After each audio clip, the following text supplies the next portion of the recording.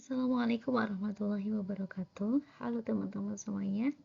Welcome back to my YouTube channel. Kali ini kita akan belajar matematika lagi, masih di bab yang sama, yaitu kaidah penjajahan, dengan subbabnya adalah kaidah penjumlahan dan perkalian. Matematika kelas 12. Oke. Kita di pembahasan terlebih dahulu ya, yang soal di video yang sebelumnya. Ini adalah hasil jawaban dari soal yang kemarin. Kalian boleh screenshot terlebih dahulu dan boleh dipahami. Jika kurang paham, kalian bisa tulis di kolom komentarnya. Selanjutnya, ini masih kelanjutan dari pembahasan soal yang kemarin. Nah, oke, dicermati terlebih dahulu. Jika nanti ada pertanyaan, boleh ditulis di kolom komentar. Oke? Masuk di kaidah penjumlahan dan perkalian. Oke. Yang pertama adalah kaidah penjumlahan, merupakan rumus ini biasanya digunakan untuk menghitung banyak kemungkinan yang ada dari beberapa kasus yang bisa dipilih atau dikombinasikan secara eksklusif. Dengan kaidah penjumlahan, biasanya ini terjadi apabila pilihannya hanya salah satu yang harus terjadi gitu. Cuma salah satu tok yang harus terjadi. Jadi tidak sekaligus gitu. Oke? Bisa dimengerti ya.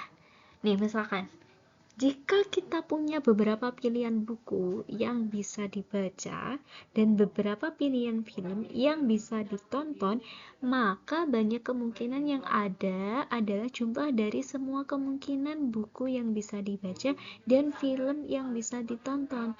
Misalnya, kita ada 3 pilihan buku dan ada 4 pilihan film. Maka banyak kemungkinannya tinggal dijumlahkan 3 ditambah 4. Jadi kejadian ini ya kan, kemungkinan ini hanya bisa diambil salah satunya gitu kan. Jadi secara logika ketika kalian menonton film tidak mungkin sambil membaca buku gitu kan. Jadi harus pilih salah satu. Hanya bisa dilakukan dalam satu kejadian. Hanya pilih salah satu, bisa buku saja atau bisa nonton film aja gitu. Ini berlaku untuk kaidah penjumlahan. Jadi pilihan yang harus dilakukan, ya kan? Pilihan yang dilakukan membaca atau menonton itu ada 7, ya kan? Karena tersedia 3 buku ditambah dengan 4 film. Jadi kemungkinan yang harus dilakukan hanya satu, yaitu pilihannya ada 7. Gitu ya. Pilihannya hanya satu, yang harus diambil hanya satu. Sehingga ditambahkan kedua pilihan yang ada, yaitu 3 ditambah 4, sehingga jumlah pilihannya adalah 7. Oke. Lanjut. Nah, kaidah penjumlahan ini ada kata kuncinya. Misalnya, ini yang sering muncul ya, memakai tas. Memakai tas kan hanya salah satu aja. Gak mungkin tasnya dipakai berbarengan gitu kan. Sepatu juga, baju juga, atau celana. Beda lagi kalau baju dan celana dipakai secara bersamaan gitu kan. Itu nanti bisa memakai dengan kaidah perkalian. Nah, bisa lagi dengan memilih warna. Kalau memilih warna cuma salah satu, ini tergantung di setiap pertanyaannya. Jika pertanyaannya diminta hanya satu aja yang dipilih, berarti dia memakai kaidah penjumlahan. Barang bisa kelereng, TV, motor, dan lain-lain. Gitu ya. Oke. Sekarang ada kaidah perkalian. Nah, Rumus ini digunakan jika kita punya beberapa kasus yang bisa dipilih, dikombinasikan secara bersamaan, atau saling tergantung satu sama lain. Rumus kaidah pencacahan untuk perkalian ini biasanya dipakai buat menghitung banyak kemungkinan susunan, atau kombinasi dari beberapa objek yang saling bergantung. Nah, biasanya untuk kaidah perkalian ini terjadi jika keduanya harus terjadi sekaligus terjadi gitu ya, sekaligus terjadi. Kalau yang penjumlahan tadi cuma salah satu saja yang harus terjadi, tapi kalau perkalian ini harus keduanya gitu, atau sekaligus terjadi, boleh keduanya atau bahkan sampai ketiganya harus terjadi gitu, bukan salah satu aja ya. Penekannya di sini harus keduanya terjadi atau susunannya atau kombinasinya harus dari beberapa objek yang saling bergantung, ya kan? Tapi kalau penjumlahan cuma satu aja pilihannya. Oke, itu untuk penekanannya. Lanjut. Contoh nih, jika kita punya 3 pilihan baju dan 2 pilihan celana. Nah, baju dan celana ini bisa dipakai berbarengan kan. Nah, maka banyak kemungkinan penampilan kita adalah 3 dikali dengan 2. 3 dikali dengan 2. Ini adalah kaidah perkalian. Ini bisa kalian misalkan bajunya warna merah, biru, hijau, terus lainnya coklat, hitam gitu ya. Merah bisa dengan coklat, biru bisa dengan coklat gitu. Hijau bisa dengan coklat gitu kan. Jadi nanti kemungkinannya ada 6.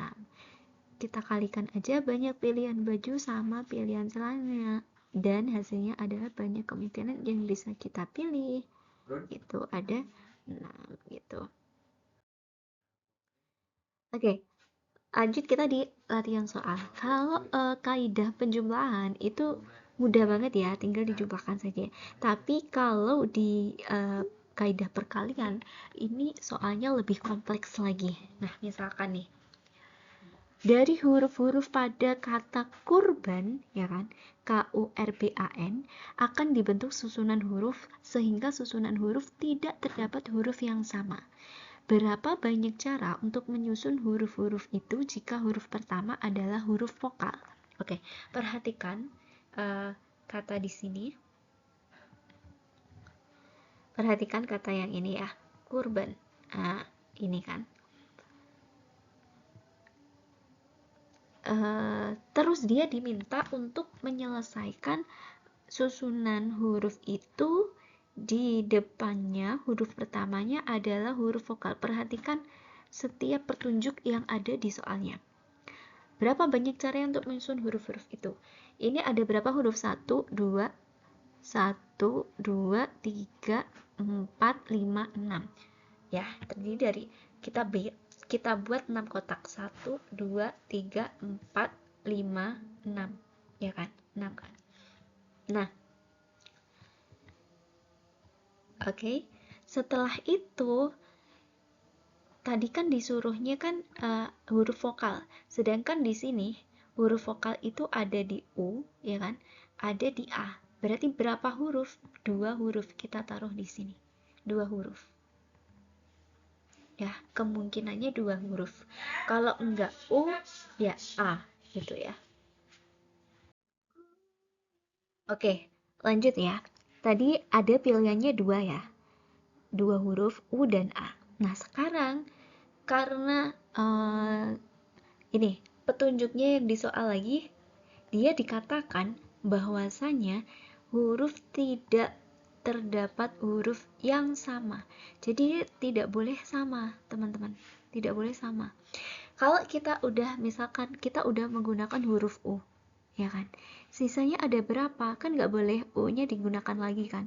Berarti sisanya ada berapa? 1, 2, 3, 4, 5. Ada 5. Makanya di sini ditulis 5. Nah, selanjutnya misalkan kita udah gunakan yang K, ya kan nggak boleh ada huruf yang sama lagi kan. Berarti tinggal berapa? Tinggal 4. Begitu seterusnya. Jadi berkurang 1, berkurang 1, berkurang 1, kemungkinannya dengan dikalikan. Jadi 2 dikali 5 dikali 4 dikali 3 dikali 2 dikali 1, hasilnya ada 240 kemungkinan untuk menyusun huruf-huruf yang berasal dari kata kurban gitu kan. Kan bisa jadi gini, bisa jadi di tempat ini ditempati dengan huruf R, atau bisa jadi di tempat ini bisa ditempati huruf-huruf B, atau bisa huruf N gitu kan. Yang namanya kemungkinan itu jadi bisa jadi kemungkinan K, kemungkinan R, kemungkinan B gitu, kemungkinan U gitu, ya kan? Ya seperti itu. Bisa ya? Bisa ya? Oke. Lanjut. Nah, soal variatif yang selanjutnya ini hampir sama seperti yang tadi ya teman-teman. Dari angka-angka 1, 3, 4, 5, 6, 7, oke. 1, 3, 4, 5, 6, 7, 8, 6-nya nggak ada, 1, 3, 4, 5, 7, 8, 9 akan dibuat bilangan terdiri dari 3 angka berbeda. Oke, perhatikan ya kata kuncinya.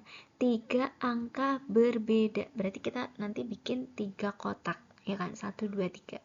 Berapa banyak bilangan genap yang terbentuk? Oke, bilangan genap ya kan, kalau kita menyusun ratusan, berarti kan kalau 3 angka kan ratusan ya kan. Bilangan genap itu hanya kalau di soal hanya 4 dan 8. Ini kita taruh di angka yang belakang biar menjadi bilangan genap ya kan. Ratusan genap kita taruh di belakang sini. Ini kemungkinannya kalau enggak 4 ya 8, jadi ada 2 angka saja yang bisa digunakan di sini, ya kan? Nah, setelah itu kita masuk di sini. Kalau kita menggunakan satu angka, ya kan? Satu angka kita letakkan di sini misalkan 4. Berarti masih berapa? 1, 2, 3, 4, 5, 6. Masih 6. Berarti kita letakkan 6 di sini. Nah, misalkan 6 itu kita gunakan yang 1. Nah, berarti masih ada sisa berapa? 1, 2, 3, 4, 5. Masih ada 5 angka. Ingat, di soal disebutkan 3 angka yang berbeda, jadi tidak boleh berulang. Misalnya, kalaupun boleh berulang, ya kan? Kalaupun boleh berulang, berarti semua angka ini boleh digunakan. Misalkan di sini 1, 1, 1 kan boleh. 3, 3, 3 kan boleh. Itu kalau boleh berulang, tapi di soal sudah dikatakan bahwa 3 angka yang berbeda, jadi tidak boleh berulang gitu. Kalau udah digunakan di kotak 1, ya nggak boleh digunakan di kotak yang kedua atau ketiga gitu kan. Nah, jadi kalau udah tinggal dikalikan 6 kali 5 kali 2, sehingga kemungkinan yang terjadi dari susunan angka, ya kan, dari susunan angka ini adalah sebanyak 60 cara. Gitu ya. Oke, paham ya? Kalau belum paham silakan tulis kolom komentar kalian di kolom-kolom. Kalau belum paham silahkan tulis di kolom komentar. Gitu maksud aku. Sorry ya teman-teman, agak belibet-belibet nih. Oke, thank you. See you next time teman-teman. Selamat belajar dan selalu berusaha ya. Sekian dari saya. Wassalamualaikum warahmatullahi wabarakatuh.